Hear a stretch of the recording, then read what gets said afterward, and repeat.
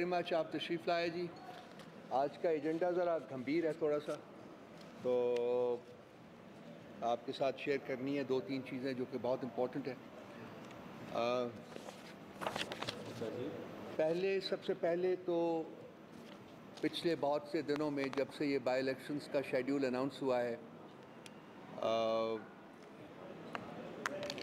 हमारे जितने भी वर्कर्स हैं, जिस इलाके में इलेक्शन हो रहा है, बाई इलेक्शन हो रहा है, उनके ऊपर दिन रात 24 घंटे छापे मारे जा रहे हैं। उनके घरों के ऊपर उनको अरेस्ट किया जा रहा है। उनको कोई पता भी नहीं कि कहाँ ले जाते हैं। उनकी फैमिली के साथ बदसलूकियाँ वो एक मामूल बन के रह गई है, और किसी किस्म की पॉलिटिकल एक्टिविटी जो है वो पीटीआई या पीटीआई के कारकुनान को उसके करने की इजाज़त नहीं दी गई। तो ये जो पुराना एजेंडा है ताकतवर लोगों का इस मुल्क में, जिनके अब ये जंपिंग जैक्स जो हैं वो मुख्तलिफ़ हुकूमतों में अदर दैन केपी पराजमान हो चुके हुए हैं, तो ये उसी एजेंडे को, उसी फस्तायत को, उसी जबर और उसी जुल्म को आगे ले जा रहे हैं। और इनकी हत्तल वसा कोशिश ये है कि बाई इलेक्शंस में पीटीआई के जो कैंडिडेट्स हैं वो उनको टोटली इरेलेवेंट किया जा सके। इसके साथ साथ हमें ये भी इतलात मौसूल हुई हैं कि मुख्तलिफ़ आरओज़ के पास जाके उन्होंने ब्लैंक फॉर्म्स 45 जो है उनके ऊपर उनके सिग्नेचर्स और थंब इम्प्रेशंस जो है ना वो ले लिए हैं, ऑलरेडी ले लिए हैं। जिस शख्स ने इनकार किया है ऐसा करने से, हमारी इतलात के मुताबिक उनको पकड़ के उनके ऊपर टॉर्चर किया गया है और अंडर ड्यूरेस उनसे भी ये सिग्नेचर्स ले। तो वर्चुअली बहुत सारे लोगों ने ऑलरेडी फॉर्म्स 45 के ऊपर अपने सिग्नेचर्स भी कर दिए हैं और अपने थंब इम्प्रेशंस जो हैं वो भी लगा दिए। सो कोशिश जो है इस हुकूमत तो कहना मेरा ख़्याल है कि वो हुकूमत के लिए एक शर्म का मकाम होगा। ये जो काबिज़ ग्रोह है, काबिज़ तकपा है, उनकी कोशिश यही है कि जिस तरीके से भी हो सके ये पीटीआई को किसी सूरत में कोई भी इलेक्शन जो है वो ना जीतने दें। लेकिन इसके साथ साथ मैं अपना और अपनी पार्टी का ये रिज़ॉल्व जो है उसको रिएक्टिवेट करूँगा कि हमने जो मर्ज़ी कर लें, हमारे साथ जो भी कर लें, उससे हमारे हौसले पस्त नहीं हो सकते। और हम पूरी कोशिश करेंगे कि कल के इलेक्शन में 8 फरवरी की तरह एक उससे भी बड़ा सरप्राइज़ जो है वो इनके ऊपर हम स्प्रिंग करें। हाँ, इसी कॉन्टेक्स्ट में आपने देखा होगा कि जैसे इन्होंने 8 फरवरी को इंटरनेट को बंद किया था, इन्होंने अब कल भी इंटरनेट जो है वो बंद करने की नवीद सुना दी है। तो ये एक बड़ा मेजर कॉन्डुइट होता है जिसके ज़रिए ये इलेक्शंस को कंट्रोल करते हैं। पोलिंग स्टेशंस के ऊपर तो अलहदा होता है, उसके अलावा जितनी भी कम्युनिकेशन व्हीकल्स होते हैं, लिंक्स होते हैं, उनको ये सलब कर देते हैं ताकि कोई एक बंदा दूसरे से बात ना कर सके और ये जिस तरह से चाहें अपने पोलिंग स्टेशंस जो हैं उनको वो मैनेज करें। इसके साथ साथ जो हमारे जो मामलात हैं हमारे प्रिजनर्स के, वो भी मिलिट्री कोर्ट्स में हों या वो सिविलियन कोर्ट्स में हो, वो कंटिन्यू कर रहे हैं। इनमें ख़ासकर मैं अपनी जो ख़वातीन हैं सनम जावेद, आलिया हमज़ा और डॉक्टर यास्मीन राशिद साहब, उनकी बात ज़रूर करना चाहूँगी क्योंकि इनमें से 2 को, सनम जावेद को और आलिया हमज़ा को, कुछ 4-5 दिन पहले इन्होंने लाहौर से निकाल के, जबकि उनकी जिस मुकदमे में वो कैद थी उसके ऊपर बेल हुई है, तो उसी वक्त उनको रीअरेस्ट करके उनको सरगोदा शिफ्ट कर दिया गया। पहले मियांवाली शिफ्ट किया, उसके बाद सरगोदा शिफ्ट कर दिया गया है। किन हालात में रखा गया है इसके बारे में कोई इल्म नहीं है, किसी से मुलाकात की इजाज़त नहीं दी गई। और इसी अरसे में आलिया हमज़ा जो है वो सीरियसली बीमार भी हो गई, उनको मलेरिया हो गया, और अंडरस्टैंडिंग और हमारी इन्फॉर्मेशन यही है कि उनको डॉक्टर वगैरह के थ्रू इलाज भी उनका नहीं करवाया गया। और इसके साथ साथ इन बच्चियों को 15 दिन के फ़िज़िकल रिमांड के ऊपर पुलिस के हवाले कर दिया गया है, जो कि अपने तई एक इंतहाई ज़ालिमाना कार्रवाई है। तो ये बच्चियाँ पिछले 1 साल से इस रियासत के जुल्म और जबर का मुकाबला कर रही हैं, लेकिन उनका हौसला पस्त नहीं हुआ, उनका जज्बा जो है वो मान नहीं पड़ा। वो आज भी पीटीआई के साथ खड़ी हैं और उस वक्त तक कहती हैं कि हम खड़ी रहेंगी जब तक ये चाहें कि हम यहाँ रहें, उनको रख लें, जो मर्ज़ी कर लें। डॉक्टर यास्मीन राशिद की कहानी डिफरेंट है। She is a cancer patient, 1 साल से तकरीबन वो जेल में बैठी हुई हैं।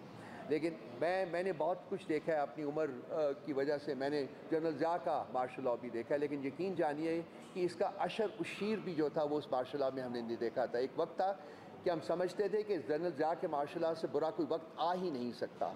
आज वो हमारा समझना जो है वो चेंज हो चुका हुआ है, क्योंकि जो हमने इस दौर में देखा है पिछले 2 साल में, ख़ासकर पिछले 1 साल में, मेरा ख्याल है कि ये शायद आपको तख्ता ज़मीन के ऊपर कोई इस किस्म की कहानी कहीं और ना मुल्क और ना मिले।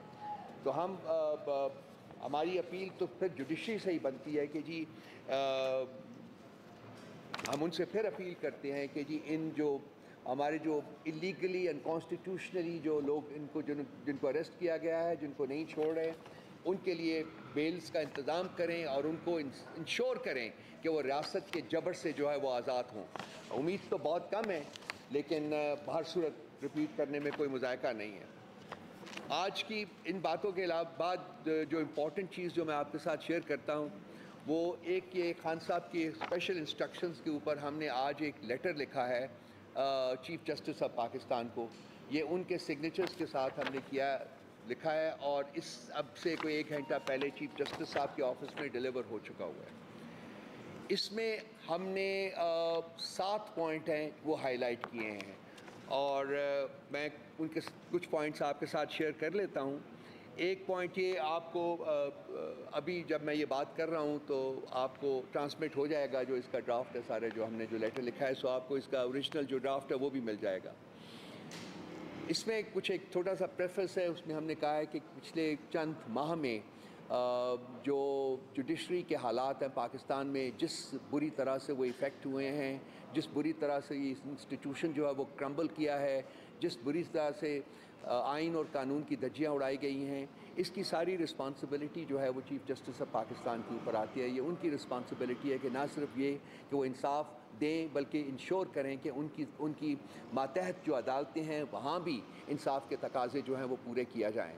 लेकिन ना वो ख़ुद इंसाफ दे सके हैं, ना ही वो अपनी मातहत अदालतों में इस किस्म की किसी चीज़ को इंश्योर कर सके हैं। सो वक्त गुजरने के साथ साथ जो state of delivery of justice है वो फर्दर डिटीरियरेट कर रही है।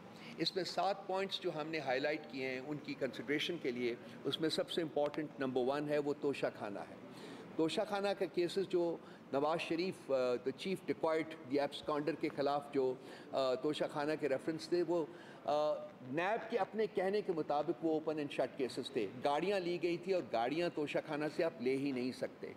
अब जो नैब ने अपनी एक बड़ी ही मुज़क्का खेज़ किस्म की इंजंक्शन तो दी है, वो ये है कि ये गाड़ियाँ जो हैं वो तोशा खाना से ट्रांसफ़र हो गई थी नेशनल पूल में, जो कि जहाँ रियासत की गाड़ियाँ जो हैं, हुकूमत की गाड़ियाँ खड़ी होती हैं। वो कैसे ट्रांसफ़र हुई, कब ट्रांसफ़र हुई, क्यों ट्रांसफ़र हुई और किस अंडरस्टैंडिंग के तहत ट्रांसफ़र हुई, उसके बारे में उनके पास हमें पता चला है कि कोई हक़ाइक़ है ही नहीं है। लेकिन चूँकि पहले से फ़ैसला हो चुका हुआ था कि इस चोर और इस डाकू को आपने आज़ाद करना है इन तमाम मुकदमात से, कंसेक्वेंटली ये एक प्रेमिस बना के उन्होंने कहा है कि ये तो गाड़ी कभी तोशाखाना से ली नहीं गई। और ये नैब की अपनी स्टेटमेंट के मुताबिक उन्होंने कहा था कि ये ओपन एंड शट केस है, हमारे पास ऐसे प्रूफ्स मौजूद हैं कि ये बच ही नहीं सकते। और ये हकीकत थी, उस वक्त वो सच बोल रहे थे, आज नहीं। तो ये चेयरमैन नैब जो उन्होंने लगाया है वो भी एक सर्विंग जनरल है और ये उसके जब से उसने टेक ओवर किया है, नैब की बची कुची साख जो थी वो भी तबाह बर्बाद होकर रह गई है।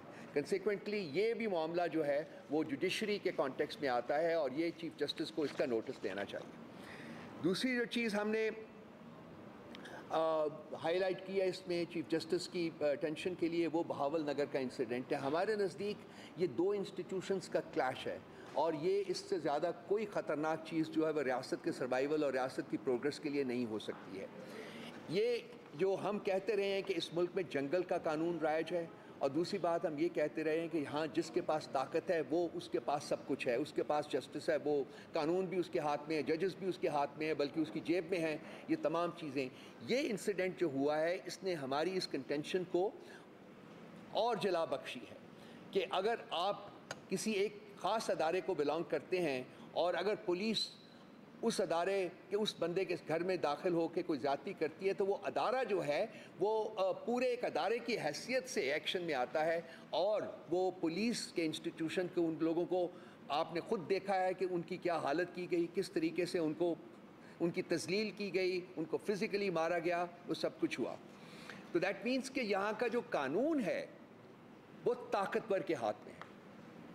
यहाँ जो ताकतवर नहीं है उसको कोई जस्टिस, कोई इंसाफ नहीं मिल सकता, ना वो उसका तकाजा कर सकता है, ना भी उसका दावा कर सकता है। तो ये हमने चीफ जस्टिस साहब को हमने दोबारा इसको पूरा इसको एलेबरेट किया है, आप खुद पढ़ लेंगे, देख लीजिएगा।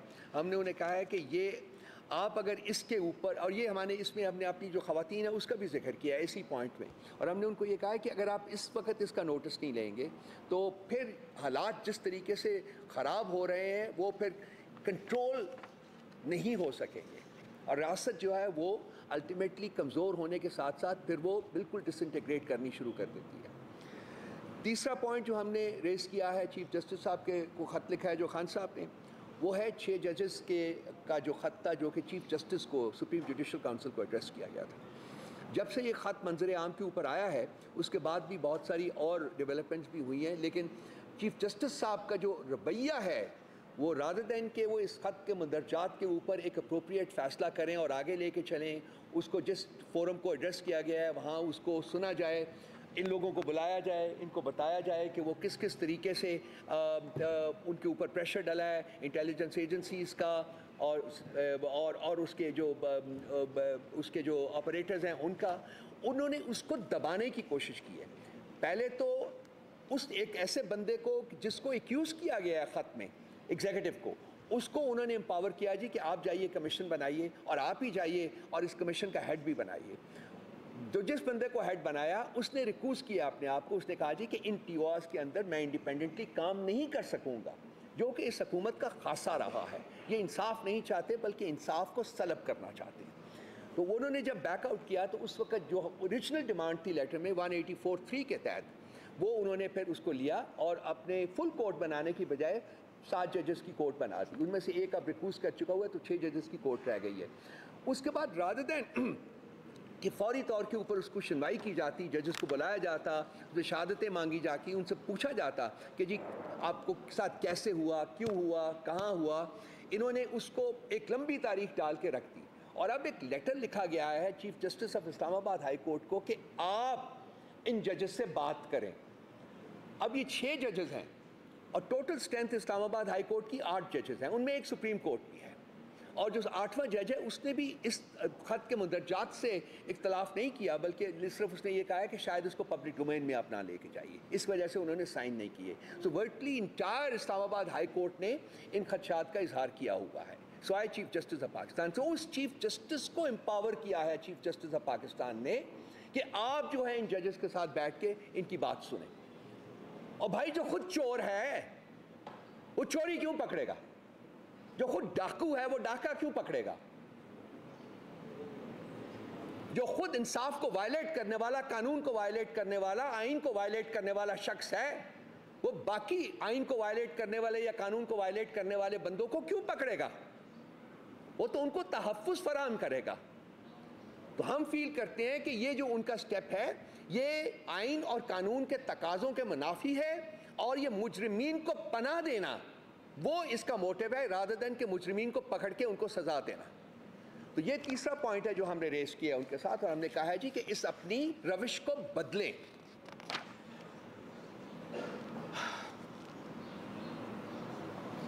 चौथा पॉइंट हमने इन कैदियों के बारे में उठाया है कि 9 मई के जो आपने हज़ारा लोग पकड़े हैं उनमें से जो मेजॉरिटी है वो बेगुनाह लोग हैं। आपके भी इल्म में आ रहा होगा कि वो लोग, एक लड़की है वो पता नहीं कोई बायोनिक वुमन है हमारी जो आलिया हमजा, उसको with in duration of 5 minutes उसके खिलाफ 4 मुख्तलिफ जगहों के ऊपर मुकदमे दर्ज किए गए हैं, और वो 4 जगह जो हैं वो आपस से सैकड़ों मील दूर हैं। सो इस किस्म की बेहूदगी के बावजूद हमारी अदालतों को नजर नहीं आ रहा कि ये क्या हो रहा है इस वक्त। इसमें हमने अपनी ख़वातीन का भी जिक्र किया है कि उनके साथ क्या हुआ है, क्या सलूक किया गया है। और मिलिट्री कोर्ट्स में जो ट्रायल्स हो रहे हैं, जिसमें कि हम फील करते हैं कि जो रियासत है उन्होंने जज, ज्यूरी और एक्सिक्यूशनर तीनों रोल्स वो अपने तय जो हैं वो वक़फ़ कर लिए हैं और वो सारे जो ये पावर्स हैं इनका इस्तेमाल कर रही हैं सिर्फ और सिर्फ पीटीआई के लोगों को पनिश करने के लिए। बाकी चोर, बाकी डाकू, बाकी टेररिस्ट्स, बाकी कच्चे के रूलर्स जो अब पक्के के रूलर्स बन चुके हुए हैं, इन तमाम को ना सिर्फ आज़ादी है बल्कि स्टेट प्रोटेक्शन हासिल है उनको, और उसमें जुडिशरी कंप्लिसिट है। एग्जीक्यूटिव तो कंप्लिसिट है ही, उसमें जुडिशरी भी कंप्लिसिट है। कैसे?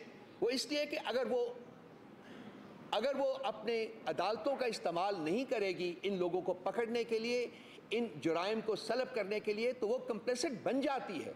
उनको एक कोई प्रोनाउंसमेंट नहीं करनी पड़ेगी, एक ऐलान नहीं करना पड़ेगा कि जी हम इस जुर्म में जो है हम शरीके कार बन रहे हैं, बल्कि उनका जो कॉन्टेक्ट होता है वो जाहिर करता है कि क्या वो जुर्म को ख़त्म करना चाहते हैं या जुर्म को और बढ़ाना चाहते हैं। तो हम फील करते हैं कि अपने प्रेजेंट कॉन्टेक्ट की वजह से ये अदालतें जो हैं ये जुराइम में शरीके कार बनी हुई हैं, और इनमें चीफ जस्टिस ऑफ पाकिस्तान का रोल जो है वो सबसे इम्पॉर्टेंट है। बाकी भी लोगों का रोल है लेकिन उनका रोल जो है वो सबसे ज़्यादा नुमायाँ है।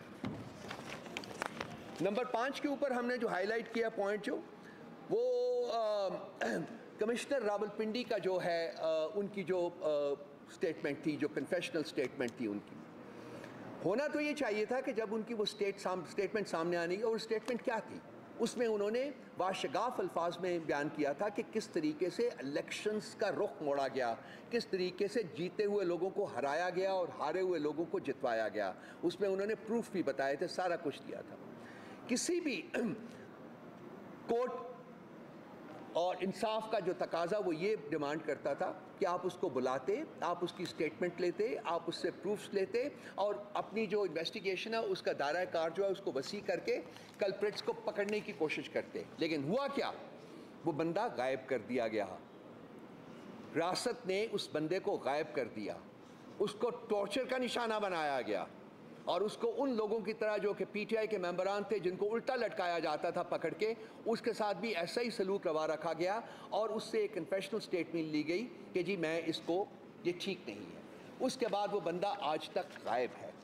हमने चीफ जस्टिस से इस्तदा की है कि आपकी रिस्पॉन्सिबिलिटी बनती है कि कमिश्नर रावलपिंडी को प्रोड्यूस किया जाए अदालत में, आप उसको प्रोड्यूस करवाएं और अपनी प्रेजेंस में आप उसकी स्टेटमेंट लें ताकि आपको हक़ाइक़ जो है उसका इल्म हो सके और उसके मुताबिक आप इंसाफ की फराहमी को यकीनी बना सकें। नंबर 6 के ऊपर हमने उनको याद दिलाया है कि हमारी दर्जनों पिटिशन्स जो हैं मुख्तलिफ मौज़ूआत के ऊपर, वो इस्लामाबाद हाई कोर्ट में पेंडिंग है और वो सुप्रीम कोर्ट में जनाबे चीफ जस्टिस ऑफ पाकिस्तान जिसके सरबराह हैं वहाँ पेंडिंग पड़ी हुई हैं और उन पिटिशन्स को फिक्स नहीं किया जा रहा। पिटिशन्स को फिक्स ना करना जो है वो इंसाफ की फराहमी से इनकार है। ये एक जुर्म है आईन पाकिस्तान में। क्या चीफ जस्टिस ऑफ पाकिस्तान इस जुर्म के मुर्तकिब हो रहे हैं? हमारी अंडरस्टैंडिंग है कि हाँ वो इस जुर्म के मुर्तकिब हो रहे हैं। Provide justice against petitions which have been long outstanding to be fixed. वो इस जुर्म के मुर्तकिब हो रहे हैं। हमने उनको याद दहानी कराई है इस लेटर में कि इन पिटिशन्स को फिक्स करें, इन पिटिशन्स को सुनें और इंसाफ फराहम करें। 7वां जो पॉइंट है हमने उनको लिखा है, आखिरी पॉइंट है, वो जिस तरीके से हमारी रिजर्व सीट्स जो हैं हमसे छीन के बाकी पॉलिटिकल पार्टीज़ में उनकी बंदर बांट की गई है, जो ना आइन में दर्ज है, ना कानून में दर्ज है, ना ही किसी डेमोक्रेसी में ये रिवाज है। जो अपनी 2/3 मेजॉरिटी को इंश्योर करने के लिए डाका डाला गया है, एक तो 8-9 फरवरी को डाका डाला गया था, अब ये जो कंटिन्यूस डाका डल रहा है, कभी वो हमारी रिजर्व सीट्स लेके भाग जाते हैं, कभी वो रीकाउंटिंग में हमारी सीटें जो है वो हमसे छीन रहे हैं और भी बहुत कुछ कर रहे हैं। तो हमने उनकी इसकी याद दहानी कराई है कि ये रिजर्व सीट्स जो हैं ये तमाम at some point in time courts of law में लैंड करेंगी और ये रिजर्व सीट्स हमें मिलेंगी। ये आप ना कानूनी काम कर रहे हैं ना आईनी काम कर रहे हैं, ये सिर्फ आप एक फस्ताई रियासत और एक फ़र्द वाहिद की जो अना है उसकी तस्कीन कर रहे हैं, उसकी मसाज आप कर रहे हैं। तो ये ऐसे काम से रियासतें जो हैं वो आगे नहीं चल रही। इसके बाद जो कंक्लूडिंग है इसका पैराग्राफ, हमने उसमें उनको याद दहानी कराई है कि जब इनके ख़िलाफ़ सुप्रीम जुडिशल काउंसिल में एक पिटिशन गई थी तो ये ख़ुद उस पिटिशन में अपने लॉयर बने थे, वकील बने थे। और आपको याद होगा कि ये अदालत में खड़े हुए थे और उन्होंने अपने हाथ में आईन पाकिस्तान पकड़ा हुआ था और उसने कहा था कि खुदा के बाद ये वो किताब है जिसको मैं फॉलो करता हूँ। लेकिन किया क्या चीफ जस्टिस ऑफ पाकिस्तान ने? चीफ जस्टिस ऑफ पाकिस्तान ने उस आइन की किताब की धज्जियां उड़ा दी हैं। उसने ना सिर्फ पूरी कौम का मुंह साल खाल कालक उसके ऊपर कालख बली है, बल्कि पूरी जुडिशरी के ऊपर उसने कालख बली है। इस जुडिशरी के बहुत से जुराइम हैं, 76 साल की तारीख भरी पड़ी हुई है उन जुराइम से। डॉक्ट्रिन ऑफ नेसेसिटी के इन्वेंटर्स हैं ये। कूस जो होती थी उनको लेजिटिमाइज करने के ये गिल्टी हैं। अदालतों के ऊपर अटैक करने वाले लोगों को छोड़ने के मुल्ज़िम हैं। इंसाफ बेचना जो है वो इस जुडिशरी का एक वतीरा बना हुआ था, उसके बावजूद अभी तक चल रहे थे। लेकिन अब जो ये कर रहे हैं, ये आइन की किताब पकड़ के उसके ऊपर कसम खा के उसी की धज्जियां बखेरना जो है, वो बंदा जो है वो चीफ जस्टिस ऑफ पाकिस्तान नहीं रह सकता। इसको ये गद्दी छोड़ देनी चाहिए। ये हमारा तकाजा भी है और ये हमारी डिमांड भी है और ये हमने इस खत में तहरीर भी किया है।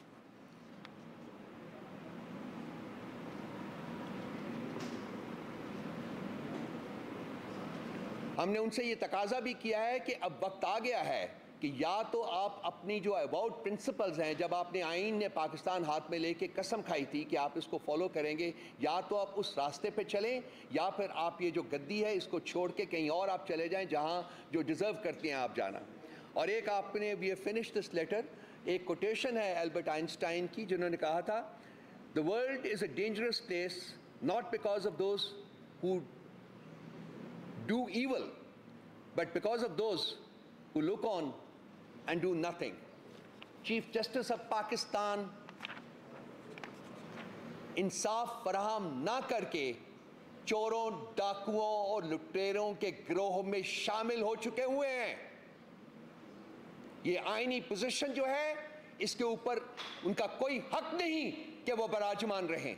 अगर वो इंसाफ नहीं कर सकते तो इसको छोड़ दें। इंतज़ार साहब अभी आए हैं, मेरा ख्याल ये डायरेक्टली आए हैं हॉस्पिटल से, और आप चाहेंगे कि ब्रीफ कर दें इनको बुशरा बीबी का जो इस वक्त जो स्टेट ऑफ हेल्थ है उसके बारे में। जी इंतज़ार साहब, ओवर टू यू सर। बोलिए। बहुत शुक्रिया सर। बिस्मिल्लाहिर्रहमानिर्रहीम। आज फाइनली हाई कोर्ट में पिटिशन दायर करने के बाद और ट्रायल कोर्ट नैब की ट्रायल कोर्ट में बार बार एप्लीकेशंस देने के बाद बुशरा इमरान खान साहिबा का मेडिकल चेकअप अल-शिफा इंटरनेशनल अस्पताल में हुआ है, जहां पर पिम्स अस्पताल की टीम भी मौजूद थी और उसके अलावा हमारे डॉक्टर आसिम जो शौकत खानम अस्पताल से ताल्लुक़ रखते हैं वो मौजूद थे। जेल का स्टाफ था और जेल का अपना डॉक्टर और उनका जो हेल्थ के रिलेटेड जो कारकुन हैं वो भी वहाँ मौजूद थे। बुनियादी तौर पर जिन खदशात का हमने इजहार किया था कि उन्हें खाने के अंदर जहर दी गई है, उन्हें हार्पिक दिया गया है, उन्हें HCl दिया गया है, वो खदशात आज की रिपोर्ट में वाज़े तौर पर पाए गए हैं। उनकी तबीयत आज भी ख़राब थी। आज जब उन्हें अस्पताल लाया गया तो उनको चेस्ट पेन थी, उनके बाएं बाजू से लेकर पूरी जो उनकी लेफ़्ट साइड है उसके अंदर उन्हें तकलीफ़ थी और वाज़े तौर पर डॉक्टर्स ने ये तजवीज़ किया और उन्होंने महसूस किया कि ये दिल का मर्ज़ है, जिसके ऊपर उन्होंने उनकी ECG की और उनके दिल का जो राइट बंडल ब्रांच होती है वो ब्लॉक है इस वक्त, जिसके ऊपर डॉक्टर्स ने उनको मेडिसिन जो है वो तजवीज़ की है। इसके अलावा मेनली जो उनका इशू था, जो सिम्टम्स सामने आ रहे थे, जिस दिन बुशरा बीबी गिरफ्तार हुई उससे पहले वो बिल्कुल तंदुरुस्त। ट्रायल कोर्ट में बार बार एप्लीकेशंस देने के बाद बुशरा इमरान खान साहिबा का मेडिकल चेकअप अल शिफा इंटरनेशनल अस्पताल में हुआ है, जहां पर पिम्स अस्पताल की टीम भी मौजूद थी और इसके अलावा हमारे डॉक्टर आसिम जो शौकत खानम अस्पताल से ताल्लुक़ रखते हैं वो मौजूद थे। जेल का स्टाफ था और जेल का अपना डॉक्टर और उनका जो हेल्थ के रिलेटेड जो कारकुन हैं वो भी वहाँ मौजूद थे।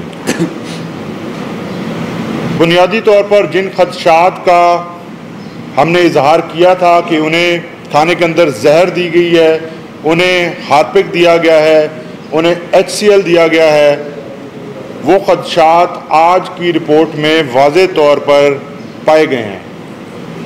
उनकी तबीयत आज भी ख़राब थी। आज जब उन्हें अस्पताल लाया गया तो उनको चेस्ट पेन थी, उनके बाएं बाजू से लेकर पूरी जो उनकी लेफ़्ट साइड है उसके अंदर उन्हें तकलीफ़ थी और वाज़े तौर पर डॉक्टर्स ने ये तजवीज़ किया और उन्होंने महसूस किया कि ये दिल का मर्ज़ है, जिसके ऊपर उन्होंने उनकी ECG की और उनके दिल का जो राइट बंडल ब्रांच होती है वो ब्लॉक है इस वक्त, जिसके ऊपर डॉक्टर्स ने उनको मेडिसिन जो है वो तजवीज़ की है। इसके अलावा मेनली जो उनका इशू था, जो सिम्टम्स सामने आ रहे थे, जिस दिन बुशरा बीबी गिरफ्तार हुई उससे पहले वो बिल्कुल तंदुरुस्त थी, उन्हें किसी किस्म की कोई बीमारी नहीं थी। उन्हें एक्सेसिव ट्रैवलिंग जो कि हर रोज़ उन्हें अदालतों में जाना पड़ता था, लाहौर से इस्लामाबाद आना पड़ता था, उस वजह से एक्सेसिव ट्रैवलिंग की वजह से बैक बोन का माइनर सा इशू था, जिसकी वजह से एक डेट ऑफ हेयरिंग या 2 के ऊपर उनकी हाज़िरी माफ़ी करवाना पड़ी, अदरवाइज़ वो हर डेट के ऊपर मौजूद रहीं। इसके अलावा उन्हें किसी किस्म की कोई बीमारी नहीं थी। आज उनका BP भी हाई था और दिल का जो आपको मैंने उनकी सूरत हाल है वो आपके सामने रखी है।